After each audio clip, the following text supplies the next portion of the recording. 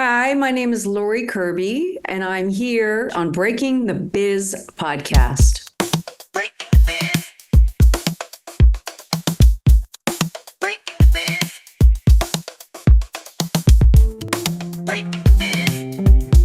Stay tuned for today's episode of Breaking the Biz, an informative podcast where we dive into the world of entertainment by interviewing seasoned professionals who have made their mark in the industry. Gain invaluable insights as they share their personal journeys, offering advice on navigating the dynamic landscape of the entertainment industry. Whether you're an aspiring actor, musician, filmmaker, author, animator, or any creative soul, tune in for expert career guidance, insider tips, and first-hand accounts on breaking into the entertainment industry. Get ready to unlock the secrets behind successful careers and fuel your own passion for the limelight.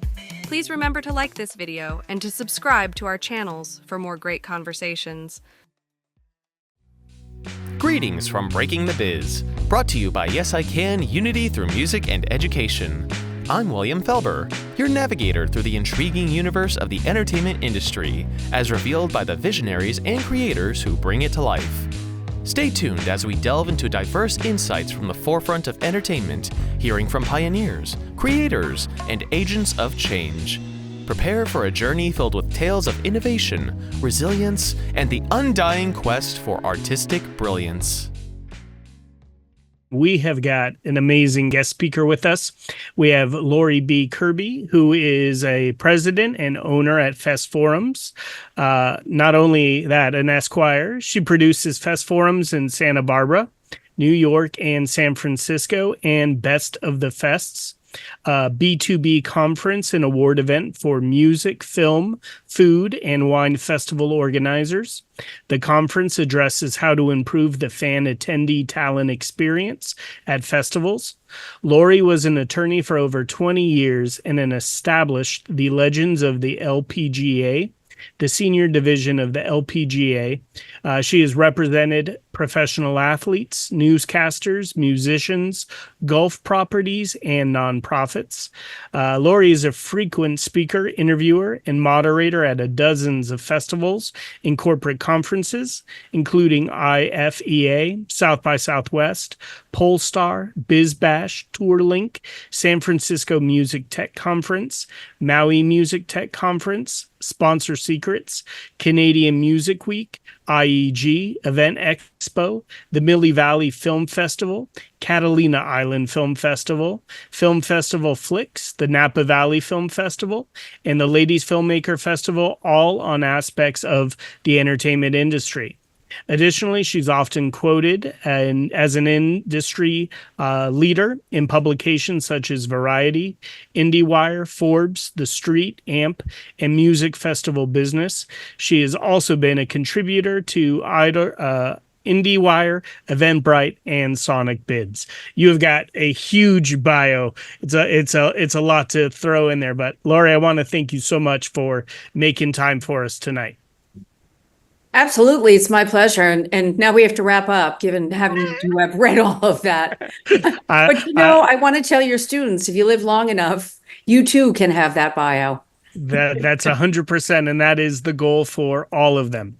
So I want to talk about first, before we get into your career, when did you first fall in love with music?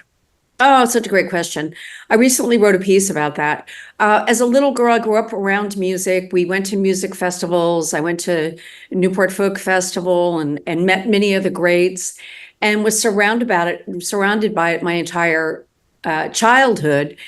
And same with film. I mean, that was just a house full of culture. But when it came time to sort of pick a school, even though I was involved in theater and all of that, it was you're going to college and then you're going to law school. And in those days, you did what your parents told you. So, but I have such a great love for, all of the great folk singers, rock singers. We had every single musical type that you can imagine in our house. So I have a lifelong love of music. I love it. And you did mention, parents back in the day, and they tell you this is the this is your lane and this is what you're going to do, and you kind of follow. I'm just curious. I think guiding you to be a lawyer is a wonderful thing. But when you were a little girl, what was the dream job for you? Well, When I grow up, I'm yeah. going to be. Well, one of them was Perry Mason, so it wasn't too far off. But I really enjoyed creating plays, and we had this big roundabout porch. And so I would, between each scene, I would run around and become the new character, and I would write my plays and star in my plays. So, being a Leo, I'm very egocentric, but creative person. So I loved all of the arts, and so yeah, acting was kind of where I was headed, and I had some little success in that respect, and I was just talked out of. Both my parents were doctors, so they were not having it. Wow. So you definitely have some major influence there from the parents. Yes, but my brother wound up being a professional musician, because when you're the younger child, you can do what you want. It's the oldest child, all the hopes and dreams are pinned upon. It's so funny, as being the oldest child, I could not agree with that statement more. So let's talk about, after you get out of high school, you're doing theater. What do you pursue in college? I started in theater, but I thought it was awfully weird. The exercises were get on the floor and pretend you're a worm, and I was like, that's not my jam. I thought we were going to put on plays like I did in high school and start in plays. And so I quickly shifted and became more of a pre-law student. But I still loved, we went to Broadway plays in college as part of, because I took theater arts. And I also had grown up, because I grew up outside of New York City. So I had access to all of the great music that was happening there and the great theater that was happening there. But I really kind of shifted, even though I was going to concerts, to being a history major. And I was an honor student and wound up getting more involved in sort of the Cold War and politics and things of that nature, which is still very much a passion of mine. I love it. When you decided to go into law, did you pursue entertainment law? What was the law that guided you? Well, I thought I was going to do that, but there was not at the time. This is the beginning of the 80s, a robust place for entertainment law. And I was in Boston, so that was just one course that was offered. So generally, you went through a general sort of course. And then because of where I wound up, I was going to go to LA to work in the entertainment business, or New York to work in the entertainment business, which I ultimately wound up doing. But I wound up meeting my ex-husband at the time. It wasn't my ex-husband at the time. My ex-husband, my husband then, and I got married and moved to Newport, Rhode Island, where real estate was really sort of the currency there. Okay, so that's the law that you were working in, was in real estate. Primarily, I was general counsel to the Audubon Society and did a lot of golf course development. Was general counsel to a portion of CVS. And so I worked more in that but I really was trying to shift gears all along and get back into the entertainment business.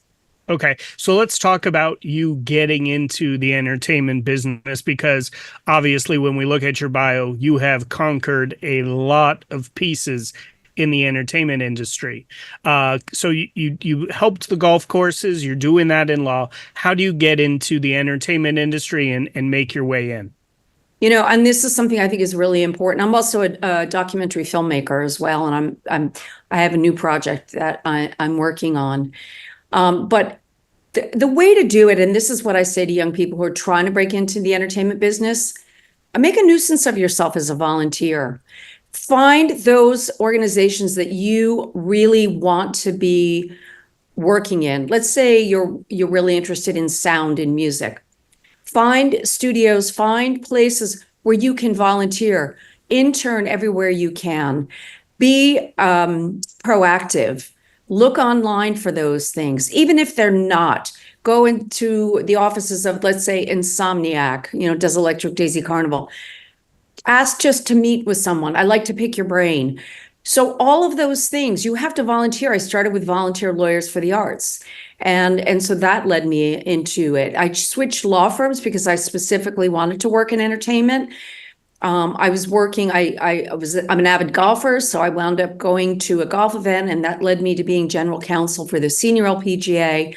So my hobby ultimately became my vocation, and that vocation translated because entertainment law isn't really a thing, right? There's no such thing as entertainment law. There's different things that you can work within, and it's a very broad topic. But I also was invited to be on the board of a film festival in the town that I was from because people knew that I loved that. And from there, being my board involvement, I rose up to being the chair of the board and ultimately switched gears into being the executive director, which is a long way of saying you really have to follow your passion. And it may not be something that's at first blush lucrative, but if you really want it, you will find your way in. If you work hard, you work smart, and you're proactive, those are all ways to find yourself in the industry you want to be in.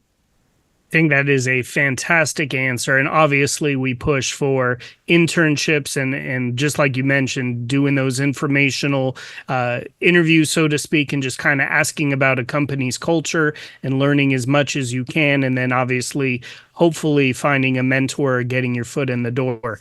You mentioned you volunteered, and that obviously opened up doors working. I love also backtracking how you love playing golf and you kind of were able to create a career around your love of golf. So, and then you mentioned also the film industry and also being part of that. So I want to skip gears. Talk me through the documentary that you're working on right now.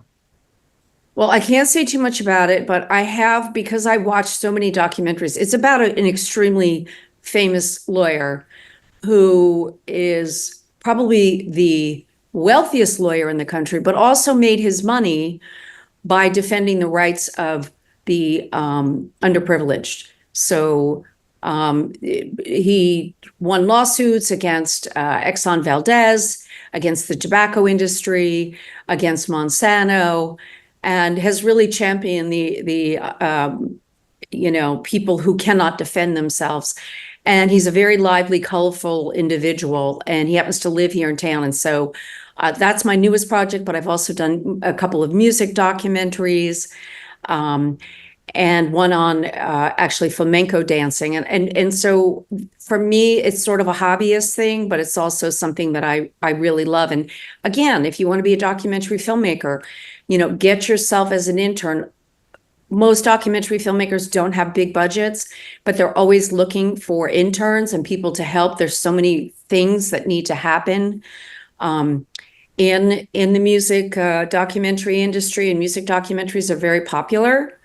So, depending on where you live, it may be trickier, maybe if you're not in a major city, but maybe you find a music festival in your town and you figure out who's running the festival and you start volunteering there and networking within that. Look at the resources around you, look at the town and the city, and find those things that interest you and put yourself in that environment, because you will, I guarantee, meet people who can help you. And people do want to mentor young people and help them, bring them into the business. I love it. Fantastic. So, documentaries are my favorite thing. They're my go-to on Netflix, and what you're talking about sounds fantastic. So I'm very excited to see the evolution of that. Let's take 2 steps back. Talk to me. Obviously, networking has been extremely crucial. After you were working at the golf course and representing them, tell me what your next move is. Well, I switched law firms and brought them with me because the law firm I went to, Holland & Knight, which is a very large law firm, had a very robust entertainment division. And so because I had done volunteer lawyers for the art, I have been very strategic in my career, and I think I encourage all of you to think 3 steps ahead of where this might take you. And it's not always necessarily based on money. You can get to a certain pinnacle where the money becomes relevant. But if you want to start out in the business, and if you're lucky, maybe you will. But for most people, it's more a labor of love, and then you prove yourself and you get brought in. But for me, I was introduced to people. I got involved in the Women's Sports Foundation, and through that, I met newscasters and athletes, as I was saying, and they were looking for representation. Some of the golfers, I had some Olympic athletes, I had some regional newscasters, some filmmakers that I got involved in doing some legal work for. And so I just, kind of milked my community and the places where I was and sold myself. I was part of the Lawyers in the Arts, which was Entertainment Lawyers Division of the American Bar Association. And so there I met other lawyers and got involved in other projects there. I worked on a few concerts. I had clients that had private concerts. So I was in charge of that. So I really just inserted myself in so many different ways. And by that, I built up a resume, which then enabled me to hold myself out as someone who worked in the entertainment business. It's so fantastic. You mentioned thinking ahead. What are your next 3 steps? So you obviously probably get lots of offers where you can say yes, you can say no. What is the thing that makes you say yes, as far as making sure you're very strategic on what projects you're working on and how you spend your time? Well, it's always the people. Every decision I now make, because I own my own company and I have the luxury of doing that, it's always about the people. My bandwidth is quite limited, so I have to be very judicious. I help wherever I can. I will do things like this and talk to young people and try to encourage them. Because I personally did not have mentors when I was coming up in law or in entertainment, but I think it's really important that we do that. And if you look at the conference I have, there's a lot of young people of color who come and speak at the event because that is what I can do in order to give back.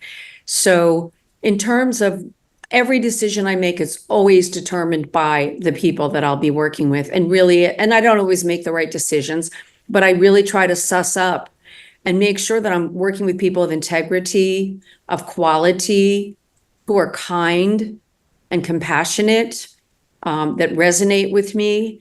And then it depends on the project. Is it something I'm even interested in? Is this something that I can really get behind? Because again, you can spread yourself too thin. So I try to do what I can. I use my newsletter as a vehicle because it goes out to so many. And my LinkedIn, because and I encourage all your students, they're welcome to connect with me on LinkedIn.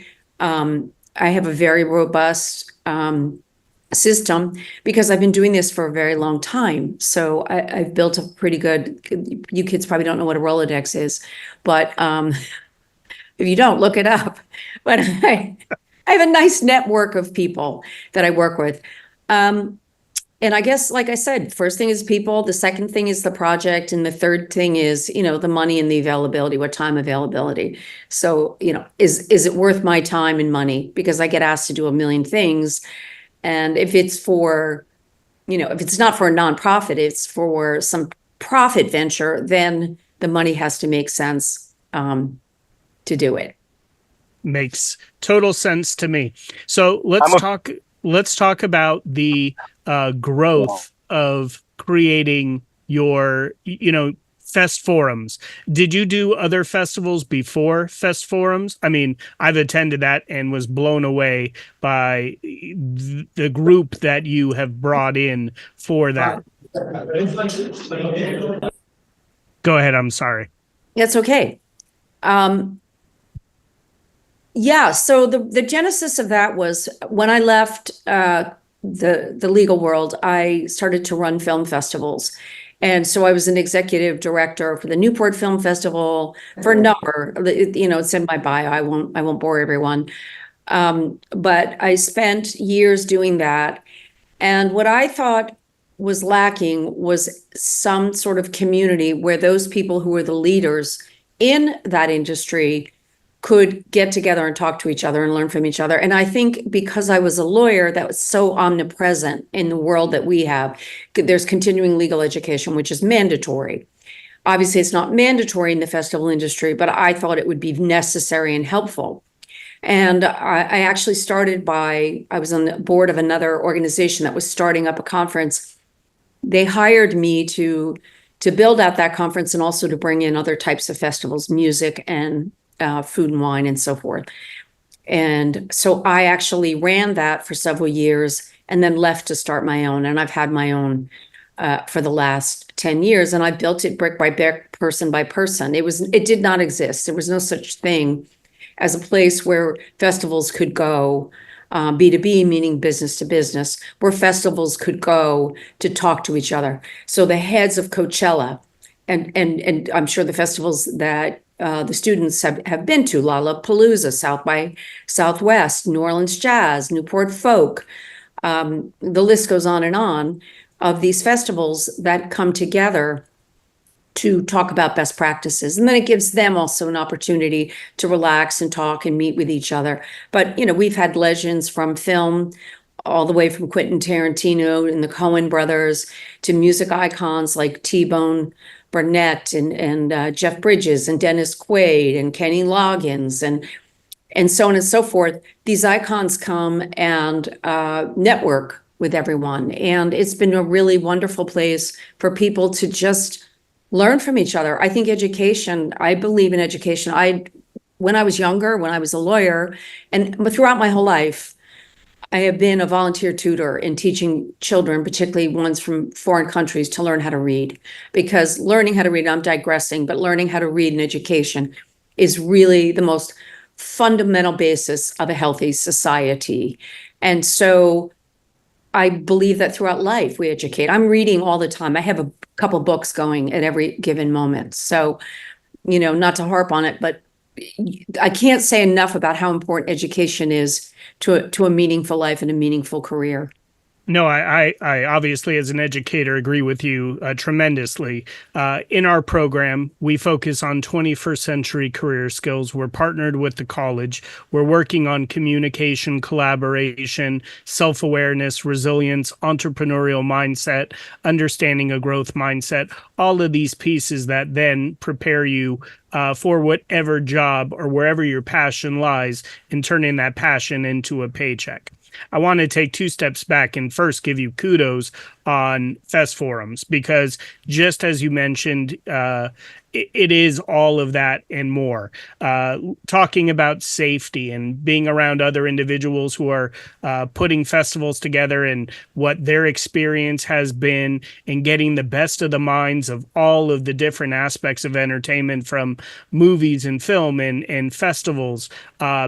That networking and that communication is, I can't even tell you the relationships that I met just spending a few days at FestForums. So I highly recommend it for the students on this call. It is one of the best conferences that I have been to, and I highly encourage you to get involved. I want to ask, why did you choose Santa Barbara? What a beautiful backdrop and location for a conference. But I'm just curious. You answered the question. I loved Santa Barbara from when I first saw it. And I thought, there's so many entertainment conferences in Los Angeles. I'm just going to be one of many. And maybe it would have been easier in some respects, but I also love the idea of being a destination. And because I moved to California from the East Coast and had been all up and down the coast, I really loved it. And after getting the okay to do it at that time at the Hilton, I actually moved here because I just fell in love with what an incredible city it is. And it's beautiful for its beaches and all of that, but also the arts and culture here are extraordinary. I sit on the board of the Libero Theater, which is celebrating its 100th year, and it's an extraordinarily cultural city with all kinds of offerings. Of course, we have a school here, UCSB, but there are so many cultural institutions here, and it's one of the most beautiful places I've ever been. The climate can't be beat. So that's what took the conference here. It makes it easy for me to draw on local resources. I have done it in San Francisco. I have done it in New York City. But in those cities, it tends to be more of a drive-by, because people are busy and they're in and out. Once they get to Santa Barbara, you're kind of, for lack of a better word, stuck there. And I think that better relationships come out of the fact that people are here, and they're also more relaxed and they let their guard down a little bit. And we do have a very robust student-focused program with Kevin Lyman, who is one of the legends of the music business. He comes and speaks to the students every year about how to get into the industry. And there is obviously, besides you, he's one of the preeminent people in sort of education in that respect. He's also a professor at USC. And I want to speak on that because I was so blown away by your staff and how professional they were. But I noticed a lot of them came from Santa Barbara College. And when they were coming into the panels and speaking with the groups, I just thought that was such a fantastic opportunity and a testament to what you're talking about with, if you want to get involved and you want to get your foot in the store, you volunteer and you put in time. And I can see that those certain individuals who are putting in the time and pressing you and keeping their word are the type of individuals that you bring back. Thank you. I appreciate that. Yeah, I really, I run a tight ship. I'm really kind to everybody who works for me, but I also have certain expectations. And a lot of training, and a lot of the training revolves around being kind and helpful and pleasant. And I really invest a lot of time and energy into training the staff, because I may never get to talk to you, but you probably will interact with at least one or more of the staff people. And so they're the ambassadors. And it's good training for them, and they love to be there. They get to meet all these people that you would never get to meet. And they might, if you're in LA, celebrities or famous people or whatever, or a dime a dozen. But up here, even though there are a lot of celebrities here, up here, it's a very special, unique thing for these leaders of the festival industry to be here. So thank you for that. I really appreciate that feedback. No, absolutely. Let's talk about, so you have had tons of successes. I want to talk about a time where you said maybe you did something and you were like, I wish I could have maybe changed that around, or a time where you had to pivot. Is that something you could share? Oh, sure. I mean, one of the mistakes I made with FestForums was, I tell people picking a business partner is like picking a spouse. And I will say, from every failure I've learned, and you don't get to have the successes without the failures. I'm very cognizant of budgeting, so I'm really careful. I do tell people, don't fall in love with talent, don't fall in love with things that you can't afford. Don't have mission creep. Stay within the four corners of your budget. And when I've gotten ahead of my skis a little bit, I felt it. I did a concert which was very time consuming and complicated. It was a passion project for three people I lost who were major festival leaders. But I really, not being a concert promoter, it was harder, more difficult, more expensive, and more stressful than I anticipated, which made me realize I am not a concert promoter. So I kind of, know what you do and do it well. Who I picked as my business partner, I did not have the correct discernment, and I would not pick a business partner again. It would, I can't imagine what would possess me to do it, because I prefer to do it on my own. So who you surround yourself is really important. I try to be the boss that I never had in what I do, and I try to be a good listener and a good sport, but I also know that the buck stops with me. And so I have to make the hard decisions. And so what's been hard for me is I want everyone to like me and I want everyone to be happy. And that doesn't always go along with making the hard decisions.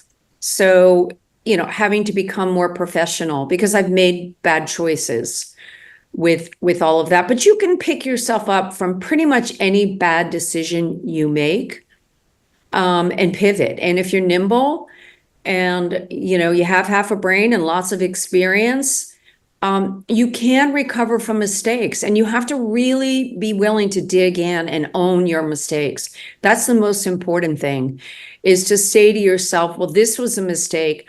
It doesn't mean I'm a bad human being. It means that I made a mistake.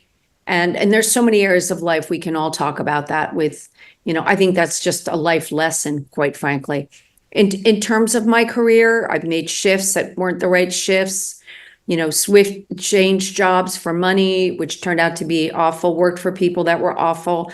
I mean, we all have those experiences, and each one of them takes us to the next level that's better. It's like relationships, right? You might be in what's a lousy relationship, but you're going to learn a lot about yourself in that process, because everyone is your teacher and you are everyone's teacher. And so, and that's kind of the philosophy I bring into the conference. I get a lot of feedback about everything that's wrong. It's like, oh, it was too crowded. This was too loud. This was, and I take all of it seriously and then I change it. But, nothing's going to crush me or kill me. And if it does, then I'm not here. But I really look at the failures I've made personally and professionally that way. You said some stuff there that I just wanna pick, point out. Taking ownership of your mistakes, very important.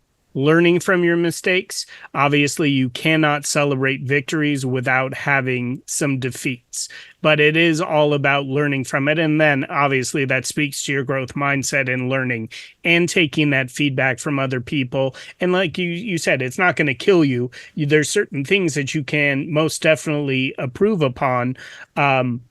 One of the things that just stood out that I absolutely love from FestForums was the dog adoption. Obviously, that must be something that you're passionate about. Talk me through how that was set up. So that's a really good example of a mistake, not because of the type of event. See, this is behind the scenes, and you students will learn this. What Brett saw was all of these adorable puppies with a nonprofit presented by a sponsor, couldn't have a more interesting activation. People talked about it. It was heartwarming. I loved it. I got in there with the puppies. Behind the scenes, it was the biggest debacle that we dealt with. It was the wrong nonprofit. You couldn't actually adopt. There was a complete misunderstanding about what she thought we were bringing. The woman who worked there was crazy. I'm not kidding you, crazy, like threatened to sue me crazy. She said, I thought you were going to write a check for $10,000. I was like, I've never even spoken to you. So what you think looked great on the outside was a complete nightmare. And so we had to regroup with the sponsor and say, we've got to work with another charity next year. Of course, we want to do this again. Who doesn't love puppies? But not one puppy was successfully adopted. None of them were vaccinated, which is not something that you should do. You do not bring unvaccinated puppies with general population. And so that wreaked havoc. So not knowing enough about the nonprofit we were dealing with. And I tried to assign one of my interns to it who really did not fully understand the gravity of the role and was not prepared for it. And because I have so much on my plate, I wasn't looking at it. The event producer wasn't. It fell between the cracks. And by the time that it came to fruition, luckily it was pulled off, and we wound up, spending a bunch of money to make it look as good as it did. Behind the scenes, it was probably the biggest disaster of the whole conference. So there's a perfect example. That's great. And right. And sometimes, and that is a good example. Sometimes you see things behind the scenes and only you know that it's a debacle or it's not working. But I did notice that you could not adopt a puppy, because if I could, I would have figured out, how can I get a puppy into my room when I was staying there? But yes, that is a absolute great example. I want to talk about balancing. You have a lot on your plate. You do a lot of different things. How do you balance knocking out all the goals and all the projects you're working on, along with your personal life and having family time? I love that you asked that question. The most important thing in my life actually are my 3 children and my 2.5 grandchildren. I say half because the little boy is due in November. Congratulations. Thank you. My family is everything to me, and they know that, and I love them more than life itself. And I've devoted my life to them. And I know it sounds like I'm working all the time, and I do work all the time, but I still have time for exercise and friends and walking in nature and golf and reading and all of that kind of stuff. But my children always come first. And I talk to all of them, and they're all grown up. My kids are all in their late 30s. My daughter's turning 40, so they're all grown up. I've always been very close to them. I'm close to my grandchildren. I talk to everybody at least once a week, and we text probably 2, 3, 4 times a week. And we have joint texts, and we laugh about a lot of stuff, and we share photos and videos. And I try to see them at least 4 or 5 times a year. And so I always build into every business trip a trip that is there, because 2 are on the East Coast right now, 1 is on the West Coast. They're always going back and forth between coasts. I just make it happen. I love them so much, and it's really meaningful. And my life would not mean what it means if I didn't have those children. And they're all very successful in their own right, and they're all their own people, and they all tease me mercifully all the time about me, and rightfully so. And I take it like a champ until I don't, and I start crying. But yeah, I've just been really, really lucky, and I've worked really hard to make all of it work. And they might tell you I was late to pick them up at the bus stop, but I was there at the bus stop every day. So they're a priority, and I think it's harder for men.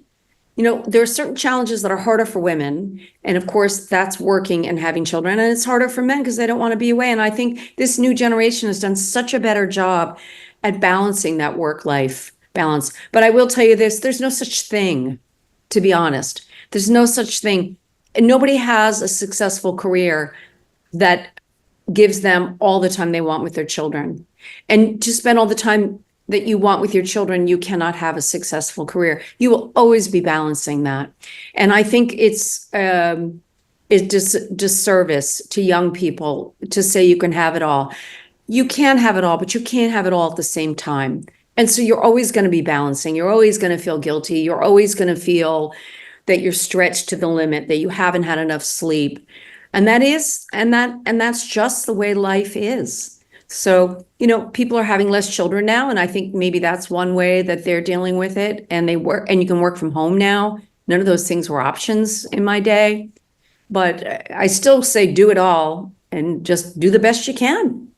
You have so much wisdom. So, I also love how you mentioned, you did the concert and you realized, hey, I don't want to be a concert promoter, right? Like, you have all the pieces there, but you understand sometimes you have to do something to realize that's not exactly what I want to do. I want to ask you this. You mentioned you're the boss that you never had. You're the mentor that you never had. Your parents kind of pushed you and said, you're going to do law. For your kids, did you kind of guide them in a direction? Were you a catalyst in a certain industry? And what do your kids do? I did not push them into anything. Each one of them took their own path. They're all creative. My daughter, the oldest, became a very, very successful blogger, and she hates the word, but influencer.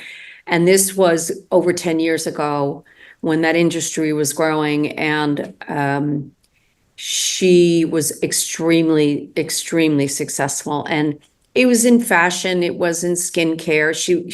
She was like the Sephora clean beauty girl, or, the Talbot's influencer, or fill in the blank. She's traveled all over the world.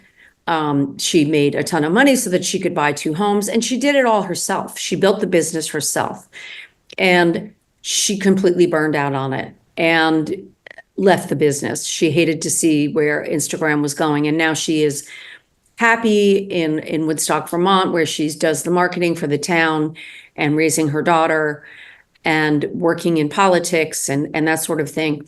But she was self-guided, and she's just a fireball, and she was from the minute she was born. She was very driven. My middle son was a professional musician. He graduated from Berklee College of Music. He took up the guitar at 16, but was good enough so that he could go to school there, and was a guitar major. And he toured for about 5 years with a band and had some success. He opened, you guys might know the band Slightly Stoopid, and those sort of bands. And then he switch gears and I've heard their music in engineering and so forth. So did Louise say something? He was just I've saying heard their music. He's a fan of Slightly Stoopid. Okay, cool. So they used to open for them.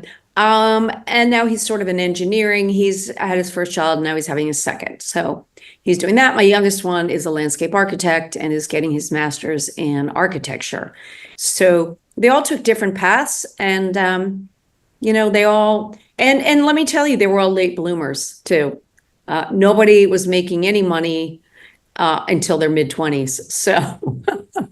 So for those of you out there, I just want you to know it was a long journey for them, but now everyone is knock wood. Although I did give my son some money for his master's, they're all gainfully employed. But thank you for asking about them. I love it. I love it. Because, sometimes we always have these parents who go, you're going to go into entertainment. What about the lawyer? What about, something a little more structure?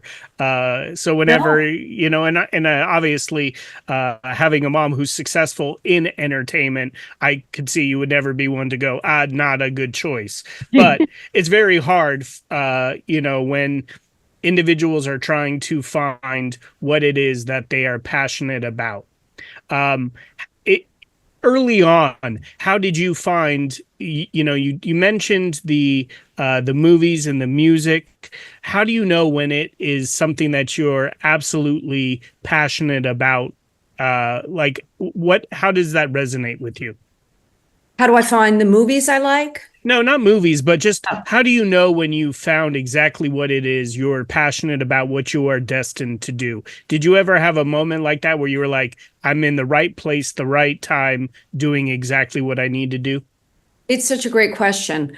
I do get very passionate about things. This new documentary, I mean, this literally came to me today.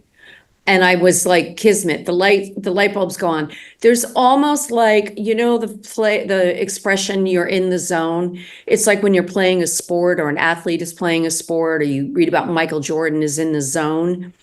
You get in the zone. It all makes sense. You have this sort of, and unfortunately for me, a lot of them happen in the middle of the night when my brain is sort of quiet. Most of my inspiration comes that way, from those quiet moments where I go, I could be doing this. It sort of feels natural.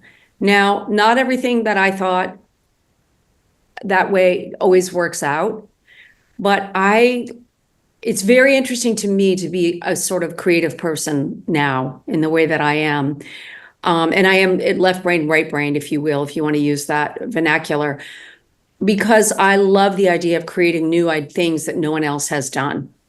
And so when I came up with the idea, I was trying to figure out, how do I bring in these famous actors and so forth? What's the organic reason for having them there? And I thought, wait a minute, people go to TED Talks all the time. Why wouldn't I have a TED Talk kind of thing from people in the industry, or even people in politics, or in medicine, or in science, that might have something that could be of interest? And that was something that I came up with, that I found sort of inspirational. And that's sort of my joy, is who is going to be the person today? Matthew Modine came to me, the actor, and said, I really want to talk about film and my film career, but also behind the scenes. And so it's now come back full circle that people come to me with their ideas of what they want to do. But yeah, I think when you're there, you know it. And it's lurking below the surface. It's the aha moment that she's not my favorite person, but Oprah talks about. It's when things click, you go, this is where I'm supposed to be. And I will tell you, having what you love is your vocation. The expression, do what you love, you'll never work a day in your life, that's just not true. You are working, but you're working in something that you love. And the payoff is at the end. So if you're working in a conference or a festival or on a record, or a film, when you see the audience love it, and we do this work for others, we do not do this work for ourselves. When we see other people get something and they feel satisfied and they feel happy, and you've given them a memory or something, that's the joy, and that's the beauty of what the work is that we do. So beautifully, you're so on point. You're in the zone. My next question is, when did you realize you hit those 10,000 hours? You talked about that earlier. when did you hit that 10,000 hours of mastering your craft? Oh, well, I guess if we break, as lawyers, we had to have billable hours, and I used to have 1,200. So, and that was part-time. So that was 1,200 per year. So I've had a career for 40 years. So I don't know that I am a master of anything because I keep changing what I like to do. I like to scare myself. This is the longest I've had one business in my entire career. So I'm constantly reinventing what it is. But I would never say I was a master. I just have become more aligned between mind, body, spirit. And so I know that I make better decisions because I'm coming from a place of knowing, if that makes sense. And so I encourage people to work on their personal development as well as their professional development. If things don't feel right, if your gut is telling you that it doesn't feel right, then it's not right. And change and move as much as you can. And listen, you do get to a place where economics play a role in many young people's lives, and so I never discount that. I'm at a place where I have the financial freedom to make those decisions. But don't get me wrong, even though I came from an educated family, I put myself through college and law school, and I paid every single dollar myself. And so I did, even though my parents were affluent, they divorced right when I was at that age. And so I know what it's like to, and I mean this, to in law school have one meal a day because it was the one meal I could afford and let guys buy me beer. So I don't take for granted that any of you are all sitting on trust funds because I wasn't. And I scraped it together.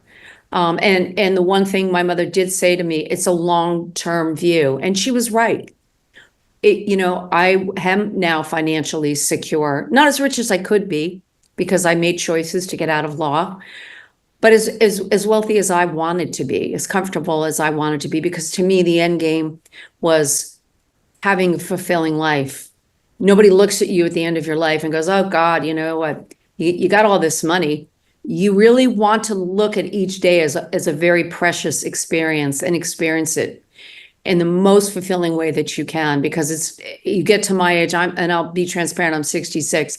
You get to this age and you start to see that the road ahead is much shorter than the road behind. So do what you can to enjoy it along the way. I love it. I have one last question for you, and then I'm going to open it up to anyone who might have a question here. With a very successful 40 years of a career, what is one piece of advice you would give to a younger Laurie? Like if you could change anything, pivot one thing just by going to a younger Laurie, what would that be? Can I curse on this? Yep, you can. It's you. I would not take shit the way I did. I took so much. I was so broken down by so many awful people, and I don't want to sound like a victim, but there are a lot of awful people out there, and there are a lot of people with huge egos, and you trust your gut on that. Move towards what you want. I mean, for me, working hard, being smart. I encourage you to work on your speaking and writing skills. Present yourself for the job you want. Always, be put together. Don't show up slobby looking. If you want to be a professional, and I did do all of those things, but I can't tell you the number of judges that mistreated me. I mean, the awful stuff, the sexism I've endured. Because, when I was a woman starting out, this was in 1983, there were no women in the courtroom. And it's a very sexist, misogynist world out there. There are wonderful, wonderful people. Move towards those people. Always move towards the good people. And I would not say not take it, but don't allow those people to crush you, because I've had so many people who crushed me in the way that I was treated. And it's taken a lot of work to come back from that. And I don't want to see young people have that in their lives. So really, take care of your mind, body, spirit. Don't ever be fresh. Don't be sassy, but but hold your own space. And I wish I had done that more. What a very deep, thoughtful answer. I absolutely love it. One of the things that you mentioned that I think is fantastic is when you get an opportunity, seizing the opportunity. There's times when it's like the right time, but you have to be prepared for when it comes. And I love how you mentioned, yes, I can do it. And then you do the research to figure out exactly how to do it best. So that was a great example. I just wanted to point that out. So I do want to thank you again for your time, your wisdom, your inspiration. You are a wealth of knowledge, and I think a great blueprint for those who want to follow in your footprints to be successful. I think you have talked about such amazing, important things, from family, from personal life, from finding your passion to continuing to learn. I just wish you continued health and success. I look forward to spending some days with you in Santa Barbara next year. So thank you again for your time. You've been amazing. Thank you all. It was really an honor to be here, and I hope this was helpful, and I wish you all success. Thank you so much. Have a wonderful rest of your evening. Thank you for joining us tonight. As we conclude another enriching episode, we hope you found inspiration in the stories shared today. Let's take a moment to honor Yes I Can's role in bringing Breaking the Biz to life. Yes I Can's commitment to empowering young people with disabilities through education, advocacy, and mentorship shines brightly, paving paths of opportunity and dialogue. This podcast celebrates the organization's dedication to nurturing talent and facilitating impactful discussions. Breaking the Biz is more than a podcast. It's a part of Yes I Can's broader mission to amplify voices, dismantle barriers, and craft a world that's more inclusive and accessible for everyone. Each episode is a chapter in our shared narrative of progress, education, and empowerment, driven by the spirit of Yes I Can. Thank you for spending your time with us on Breaking the Biz. Continue to challenge the status quo and share stories that resonate. Until our paths cross again, let's keep transforming aspirations into achievements and infuse every endeavor with optimism. Here's to advancing the landscape of the entertainment industry, one episode at a time. I'm your host, William Felber. See you next time.